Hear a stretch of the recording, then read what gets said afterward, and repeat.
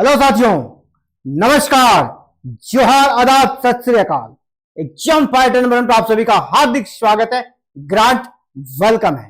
तो चलिए, हर दिन की तरह आज फिर आप सभी के लिए एक प्रैक्टिस सेट रेडी है, जो आपके और जेट के रिजल्ट के बीच में जो दीवार है ना, उस दीवार को कटिंग करने का काम एग्जाम फाइटर नंबर 1 के द्वारा लगातार जारी है। क्योंकि आपको पता है अब बहुत ही कम समय बचा हुआ है और यहां आपके पास अब पढ़ने का वक्त नहीं है, आप कुछ नया पढ़ने का वक्त नहीं है, बुक बहुत ज्यादा पढ़ने का स्कोप नहीं बचा है।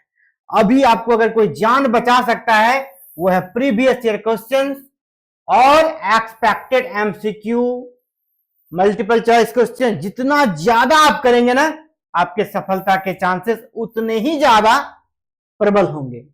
चाहे आप एग्जाम फाइटर नंबर से जुड़े या मार्केट में जितने भी बुक्स हैं उसको करें, या यूट्यूब पे जितने भी प्रैक्टिस सेट चल रहे हैं उसको करें। आपको किसी से पीछे नहीं रहना है, ठीक है, किसी से पीछे नहीं रहना है। इसीलिए हम लगातार आपको प्रैक्टिस सेट करा रहे हैं लास्ट टाइम में। तो बायलिंगुअल रहेगा, हिंदी इंग्लिश दोनों में। और जी हाँ, 100% सिलेक्शन वाली क्लास रहेगी। आज जो हमारा यूनिट जिसका प्रैक्टिस सेट लेकर आए हैं वो है यूनिट 9, लोक विकास और पर्यावरण, पीपल डेवलपमेंट एंड इन्वायरमेंट, जो कि यूनिट 9 है। तो जेपीएससी जेट एग्जाम में यहां से प्रश्न आएंगे ही आएंगे। ये यूनिट काफी फेमस है, सबसे बड़ा सिलेबस इस यूनिट का, इसलिए इसमें हम लोग और प्रैक्टिस सेट करेंगे। इस यूनिट में ज्यादा से ज्यादा प्रैक्टिस सेट करेंगे ताकि हो सकता है आपको डायरेक्ट प्रश्न यहां से मिल जाए। और आपको यह भी पता होना चाहिए, अगर आपको ज्यादा एमसीक्यू चाहिए, एक ही जगह चाहिए कि हमको एक ही जगह सारा मिल जाए, तो हमारे ऐप पर यहां पर कोर्स चल रहा है। ऐप का लिंक इस वीडियो के नीचे मिल जाएगा। हमारा ऐप है एग्जाम फाइटर नंबर 1। ऐप का नाम क्या है? एग्जाम फाइटर नंबर 1, जहां पर मॉक टेस्ट का महासंग्राम चल रहा है, ठीक है, पीवाईक्यूज का महासंग्राम चल रहा है हमारे ऐप पे। तो इस ऐप को डाउनलोड कर लेना है। गूगल प्ले स्टोर पर भी जाकर आप एग्जाम फाइटर नंबर 1 डाउनलोड कर सकते हैं, या फिर इस वीडियो के डिस्क्रिप्शन बॉक्स में हमने ऐप का लिंक दिया है। कॉलिंग के लिए नंबर भी प्रोवाइड कराया है, आपको दिक्कत हो वहां से बात भी कीजिए। और मॉक टेस्ट सीरीज जो चल रहा है ना, मॉक टेस्ट सीरीज, उसमें जरूर पार्टिसिपेट करें, क्योंकि यही आपके सफलता का जो दरवाजा है ना, वो आपको कंप्लीट करेगी। सफलता का जो दरवाजा है यहीं से होकर जाएगा। बगैर मॉक टेस्ट बनाए ज्यादा से ज्यादा प्रैक्टिस सेट किए आप सफल नहीं हो पाएंगे पेपर 1 में, ठीक है। मोस्ट रिपीटेड एमसीक्यू रहने वाला है। तो चलिए हम लोग फिर से बात करेंगे आगे चलकर, लेकिन अभी पहले क्लासेस को स्टार्ट कर लेते हैं। क्लासेस को स्टार्ट करते हैं और पहला पीवाईक्यू सॉल्व करते हैं, ठीक है। ये रहा पहला क्वेश्चन। ये पहला क्वेश्चन आप सभी के सामने है। क्वेश्चन क्या है? तो चलिए एक बार इसको साथ में हम लोग पढ़ते हैं, ठीक है, साथ में पढ़ते हैं। Which of the following sustainable development goals SDGs targets life on land, life and on land यानी पृथ्वी पर जीवन, भूमि पर जीवन, निम्नलिखित में से कौन सा सतत विकास लक्ष्य एसडीजी भूमि पर जीवन को लक्षित करता है? ठीक है, आपको पता है ना, सतत विकास लक्ष्य तय किया गया था 2015 में, 2015 में सतत विकास लक्ष्य तय किया गया था और वहां पर कुछ टारगेट फिक्स किया गया था, ठीक है। तो नंबरिंग सबको कर दिया गया था, ठीक है, एसडीजीएस 1, एसडीजीएस 2, इस प्रकार नंबरिंग किया गया था। तो पूछा जा रहा है कितने नंबर का जो एसडीजीएस है जिसका लक्ष्य है भूमि पर जीवन, यानी क्या है, लाइफ ऑन लैंड, कौन सा नंबर का? एसडीजीएस 13, एसडीजी 14, एसडीजी 15 या एसडीजी 16। तो जब तक आप ये इन सबको नहीं देखेंगे, इन सबको नहीं पढ़े होंगे, आपको यहाँ दिक्कत होगा। अगर आपको दिक्कत है तो आप अभी भी हमारे ऐप पे क्लासेस की वीडियो पड़ी हुई है, ऐप को डाउनलोड कीजिए, वहां आपको सारा डिटेल्स में सभी जो भी सतत विकास लक्ष्य तय किए गए सबका अलग अलग मीनिंग्स है। तो चलिए फिर से यहाँ पे आंसर पे आते हैं। भूमि पर जीवन का संबंध है एसडीजी 14, रट लीजिए। एसडीजी 14 का क्या लक्ष्य है? भूमि पर, एसडीजी भूमि पर जीवन पूछा गया ना, एसडीजी 15 हो जाएगा, ठीक है, एसडीजी 15, एसडीजी 15 क्या हो जाएगा? भूमि पर जीवन। क्योंकि ये जब बात चर्चा हो गया एसडीजी 14 का, तो उस पर हम लोग बात कर लेते हैं। ये एसडीजी 15 है ना, ये है भूमि पर जीवन। ये क्या है, भूमि पर जीवन, ठीक है। और अब हम लोग बात करते हैं एसडीजी 14, जो कि गलती स्टिक लगा था, ये जल से संबंधित है। ये जल यानी जल में जो जीवन है ना, जल के नीचे जो जीवन है वो एसडीजी 14 कहता है। तो राइट आंसर क्या हो गया, भूमि पर जीवन पूछा गया है तो एसडीजी 15 होगा राइट आंसर। चलिए अब हम लोग ये भी करते हैं कि इसका एक्सप्लेनेशन को भी हम लोग देखते हैं, है ना, इसके एक्सप्लेनेशन को भी देखते हैं ताकि और भी अगर प्रश्न आए थोड़ा घुमा के आप उसको कर पाए। देखिए इसका हम लोग डिटेल्स यहाँ पे देखेंगे क्या है। एसडीजी 15 आपका आंसर हो गया। SDG 15 aims to protect and restore ecosystems. SDG 14 क्या कहता है, लाइफ बिलो वाटर। ये क्या कहता है एसडीजी 15, ये हमारा पृथ्वी पर जो जीवन है ना, पृथ्वी पर जो जीवन है उससे संबंधित है। जबकि एसडीजी 14 क्या है, वाटर से में जो जीवन है उससे संबंधित है। इसको और समझिए, एसडीजी 15 का उद्देश्य स्थलीय पारिस्थितिकी तंत्र को सुरक्षित और पुनर्स्थापित करना है। स्थलीय यानी जमीन पर जो जीवन है उसको सुरक्षित करना है और पुनर्स्थापित करना है। एसडीजी 14 का क्या लगेगा, जल के नीचे जो जीवन है उसके लिए। एसडीजी 14 का जल के नीचे के जीवन के लिए, ठीक है। तो क्लियर है, एसडीजी 15 आपका राइट आंसर हो रहा है। चलिए अगले क्वेश्चन पे चलते हैं। अगला क्वेश्चन क्या है, अगला क्वेश्चन आपके लिए रेडी है। अगला क्वेश्चन देख लीजिए। अगला है द मॉन्ट्रियल प्रोटोकॉल। याद रखिएगा ये क्या है, Montreal protocol is related to which of the following environmental issues.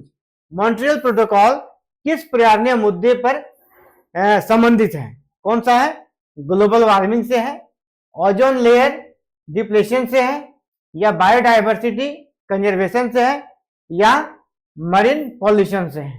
तो राइट आंसर क्या होगा कि ये जो है ना, जो मॉन्ट्रियल प्रोटोकॉल का संबंध है आपका ओजोन लेयर डिप्लेशन से। ओजोन परत का जो क्षरण है ना उसके लिए ये समझौता हुआ था 1987 में, ठीक है। कब हुआ था, 1987 में। तो इसका संबंध किससे हो जाएगा, मॉन्ट्रियल प्रोटोकॉल का ओजोन लेयर से संबंधित, ठीक है। तो बी नंबर आपका राइट आंसर है। अब हम लोग इसका डिटेल्स भी देख लेते हैं। डिटेल्स देखने से क्या फायदा होता है, अगर इधर उधर का प्रश्न थोड़ा घुमा कर आए तो वो भी आप कर पाएंगे। डिटेल्स इसका आंसर को समझते हैं, ठीक है। ओजोन लेयर डिप्लेशन, ठीक है, ओजोन लेयर डिप्लेशन, ओजोन परत क्षरण साइंड इन, ये कब साइंड हुआ था, 1987 में। It aims two phase out, है ना, substances like CFC that deplete the ozone layer. Ozone layer में जो कि उसको उसका क्षरण कर रहा है, वहां छिद्र कर रहा है, कौन कर रहा है, सीएफसी। तो उसको कंट्रोल करने के लिए ये मॉन्ट्रियल प्रोटोकॉल हुआ था 1987 में। 1987 में यह प्रोटोकॉल हुआ था। इसका उद्देश्य था ओजोन परत का जो नुकसान हो रहा है उसको सीएफसी जैसे गैसों से हो रहा है, तो ऐसे पदार्थों को चरणबद्ध तरीके से समाप्त करना है ना। ऐसे पदार्थों को हम लोग इसका प्रोडक्शन ना हो धरती पर, इसके लिए हम लोग क्या करेंगे, प्रयास करेंगे, ठीक है। तो सीएफसी को चरणबद्ध तरीके से कम करना इसका लक्ष्य था, ताकि हमारा ओजोन लेयर बचा रहे, क्योंकि ओजोन बहुत जरूरी है। ये हमें क्या करता है, अल्ट्रा वायलेट जो रेज होता है ना, अल्ट्रा वायलेट जो रेज होता है उससे वो हमें बचाता है, एक प्रकार से हमें यहाँ पर सुरक्षा प्रदान करता है। चलिए अगला क्वेश्चन पे चलते हैं। अगला क्वेश्चन आपका क्या है, अगला क्वेश्चन है आपका, अगला क्वेश्चन है विच of the following air pollutants has the maximum affinity for haemoglobin in human blood. यानी कौन सा पॉल्यूटेंट ऐसा है इसमें से जो है ना, वायु पर से कौन सा है जो मानव रक्त में हीमोग्लोबिन के प्रति सबसे ज्यादा आकर्षित होता है, यानी सबसे ज्यादा उसको हानि पहुंचाता है। क्योंकि आकर्षित जितना होगा उतना हानि पहुंचाएगा हमारे हीमोग्लोबिन को, और हमारे शरीर के लिए हीमोग्लोबिन बहुत जरूरी है, क्योंकि वो ऑक्सीजन का एक प्रकार से वाहक होता है। तो यहां पर पूछ रहा है हीमोग्लोबिन के प्रति कौन सा एयर पॉल्यूटेंट सबसे ज्यादा अट्रैक्ट होता है, ठीक है, सबसे ज्यादा आकर्षित होता है। CO2 कार्बन डाइऑक्साइड, या फिर नाइट्रोजन ऑक्साइड NO2, या फिर पूछा जा रहा है कार्बन मोनोऑक्साइड CO, ठीक है, A B सी। और चलिए डी ऑप्शन आपको नहीं दिख रहा है तो थोड़ा आगे करता हूं, सल्फर डाइऑक्साइड। डी में हमारा क्या है, सल्फर डाइऑक्साइड। तो इसका राइट आंसर क्या होगा, सबसे ज्यादा जो हमारा एयर पोल्यूटेंट अट्रैक्ट होता है वो है कार्बन मोनोऑक्साइड, CO। ये हीमोग्लोबिन के प्रति सबसे ज्यादा अट्रैक्ट होता है, सबसे जल्दी हानि पहुंचाता है। ऑप्शन सी आपका सही है। इसके डिटेल्स को समझिए, इसके डिटेल्स को भी समझ लेते हैं।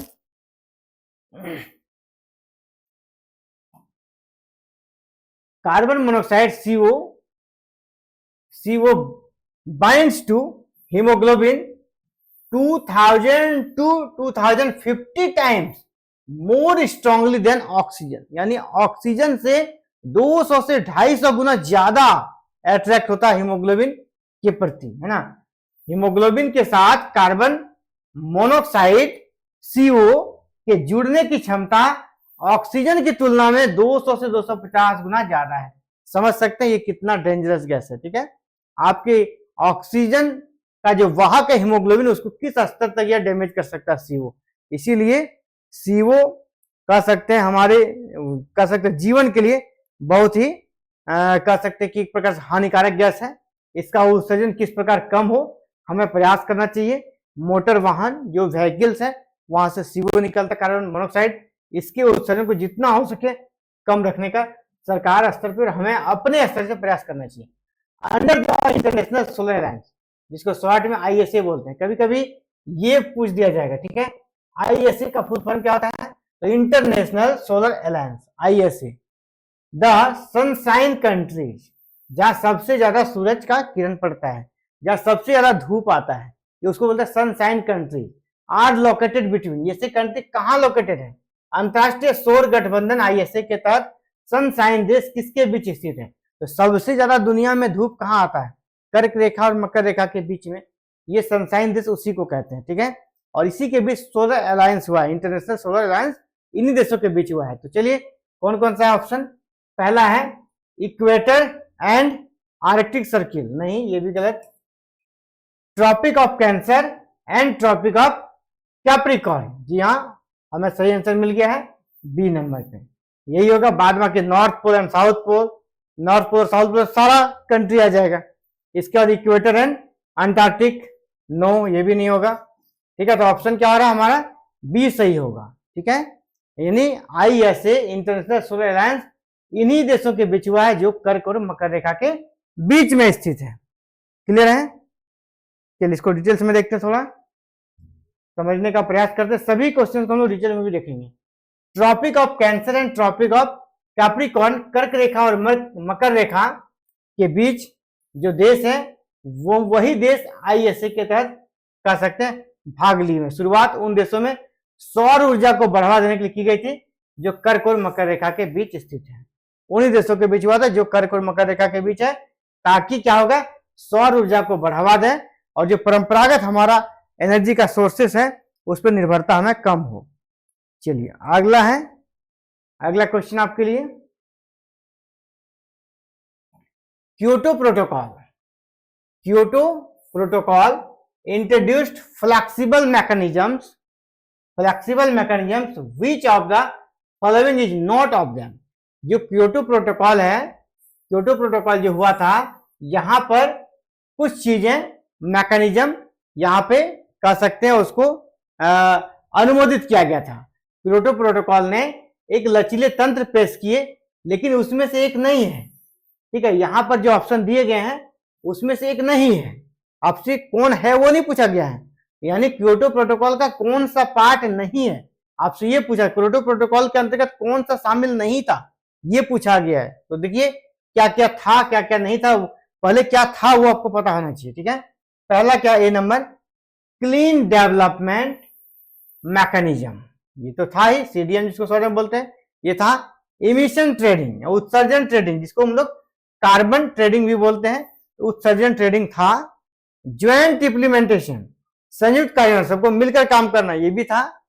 अगला है सस्टेनेबल फॉरेस्ट मैनेजमेंट, सतत वन प्रबंधन, ये नहीं था, ये बाद में आया था ना, ये बाद का चीज है।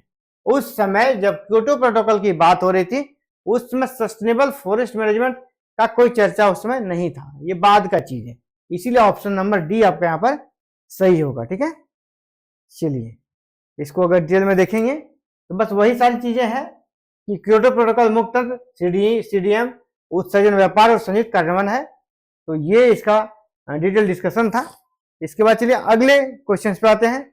अगला क्वेश्चन आप सभी के लिए काफी ज्यादा इंपॉर्टेंट रहने वाला है, क्योंकि ये क्वेश्चन बहुत बड़ा है ना, बहुत बड़े, बिना चुनाव प्रश्न है, 1 से 2 प्रश्न यहाँ से पूछा, लेकिन पूछा जाता है। ठीक है, विच of the following conventions is focused on the conservation of wetlands या आर्द्र भूमि, जहां पर हमेशा नमी रहता है, इस प्रकार के भूमि को संरक्षित रखने के लिए पहला सम्मेलन निम्नलिखित में कौन सा था? निम्नलिखित में कौन सा सम्मेलन आर्द्र भूमि यानी वेटलैंड्स के संरक्षण पर केंद्रित है? कौन सा कन्वेंशन? ठीक है, बैसल convention, Ramsar convention, Vienna convention या स्टॉकहोम कन्वेंशन? तो साथियों, रामसर कन्वेंशन जो कहाँ है? रामसर ईरान में है।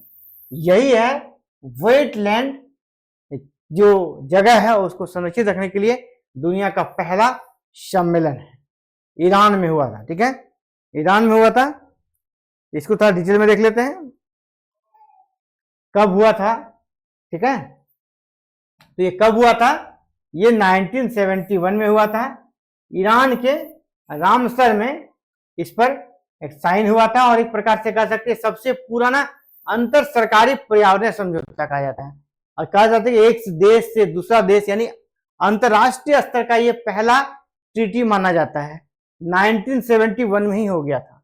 कहाँ हुआ था? रामसर। रामसर कहाँ है? तो ईरान में है, जो कि अभी युद्ध में व्यस्त है, उसी ईरान में चीजें हुई थी। चलिए अगला क्वेश्चन आप सभी के सामने। अगला क्वेश्चन है,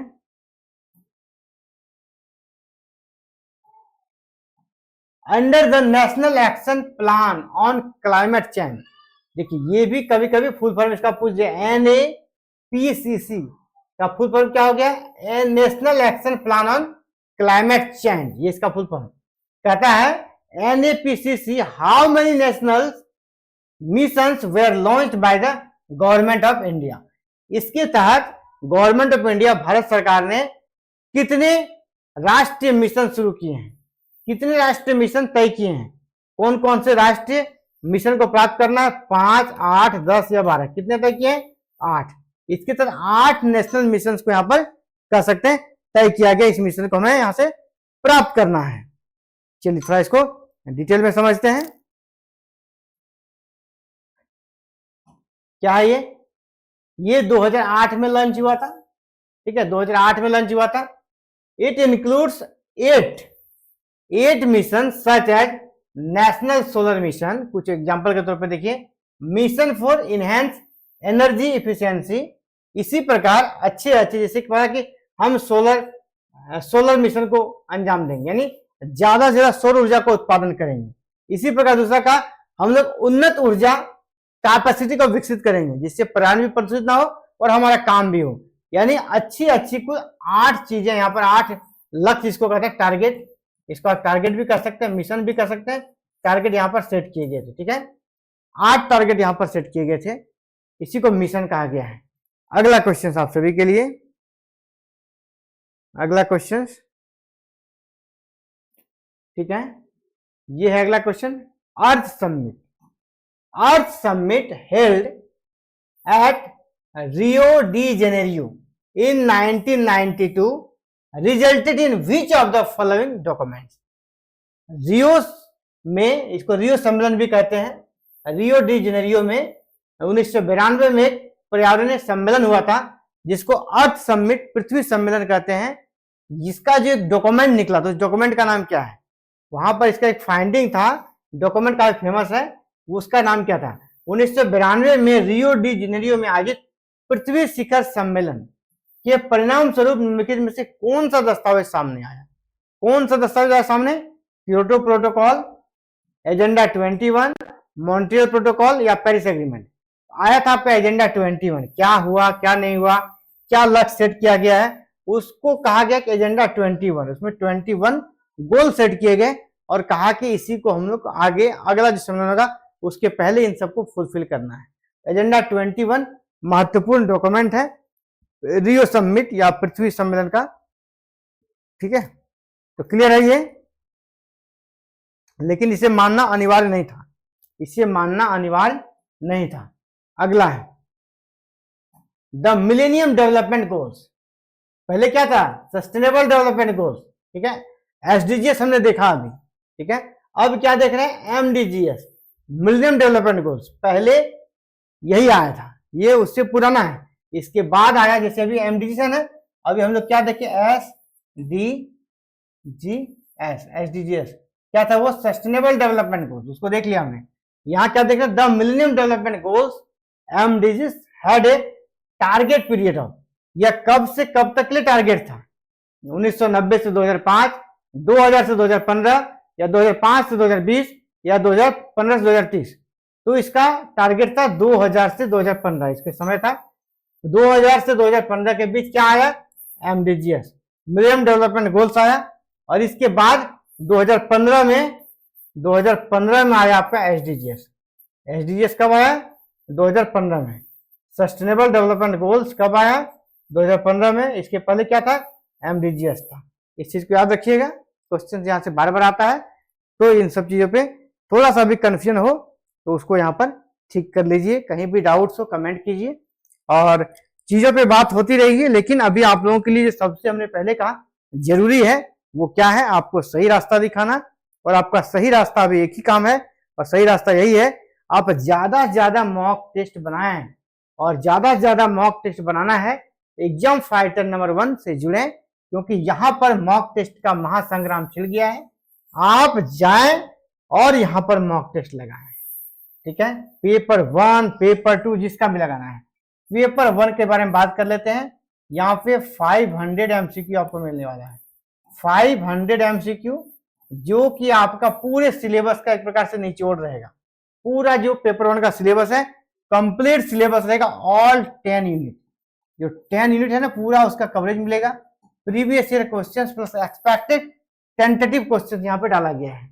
अगर आप भी चाहते हैं इसमें पार्टिसिपेट करना, तो क्या करना होगा? आपको ये 500 एमसीक्यू प्राप्त करने के लिए हमारे ऐप को डाउनलोड करना होगा। ऐप का नाम क्या है? Exam fighter number 1। गूगल पे भी अगर आप जाना चाहते हैं, वहां पे ये टाइप कीजिएगा, देखना है स्पेलिंग, एग्जाम फाइटर नंबर 1 देख लीजिए। यही गूगल प्ले स्टोर में जाकर आपको टाइप करना है, ऐप आ जाएगा। अगर गूगल प्ले स्टोर पे नहीं जाना चाहते तो ऐप का लिंक इसी वीडियो के डिस्क्रिप्शन बॉक्स में हमने डाल दिया है, उसको यहीं से आप डाउनलोड कर सकते हैं। डायरेक्ट डाउनलोड कर लीजिए। ठीक है, डायरेक्ट डाउनलोड कर लीजिए। और फिर डाउनलोड करने के बाद आपको कहाँ जाना है? स्टोर। आप देखिए स्टोर आइकॉन है, यहाँ पे स्टोर है, मोबाइल में स्टोर आइकॉन दिखेगा आपको ऐसे ही। और यहाँ पर 2 नंबर पे मॉक टेस्ट का सीरीज चल रहा है, इससे जुड़ जाइए। और अभी भी समय है, 500 एमसीक्यू को रट लीजिए, एग्जाम जबरदस्त जाएगा। ठीक है, तो साथियों अगर आप पेपर 2 में जिसका हिस्ट्री है, पेपर 2 में हिस्ट्री जिसका है, उसके लिए बोलना चाहेंगे, उसके लिए भी यहाँ पर 1000 एमसीक्यू रेडी है। उसके लिए कितना एमसीक्यू रेडी है? 1000। तो पेपर 2 में जिसका इतिहास है, 1000 एमसीक्यू अगर प्राप्त करना चाहते हैं, उसको भी इस ऐप पर हमारा एमसीक्यू मिल जाएगा। तो सबसे पहला काम ऐप को डाउनलोड कीजिए। कोई दिक्कत हो तो मैं एक नंबर देता हूं, इस नंबर पे कॉल कर लीजिएगा। कहीं अगर ऐप डाउनलोड करने के बाद कहीं कोई समस्या आ रहा है तो इस नंबर पे कॉल कीजिए। कहीं जानकारी नहीं हो, लगता है नहीं अब आगे क्या करेंगे नहीं पता, ये है 7541840154। इस नंबर पे कॉल कीजिएगा, आपको हर जरूरी हेल्प वहां पर मिल जाएगी। तो फिलहाल साथियों इस वीडियो में इतना ही, मिलता है नए वीडियो में नए अपडेट के साथ नए क्लास में। थैंक यू आप सभी काम से जुड़ने के लिए, बहुत बहुत दिल से आभार। जय हिंद, जय भारत, जोहार झारखंड।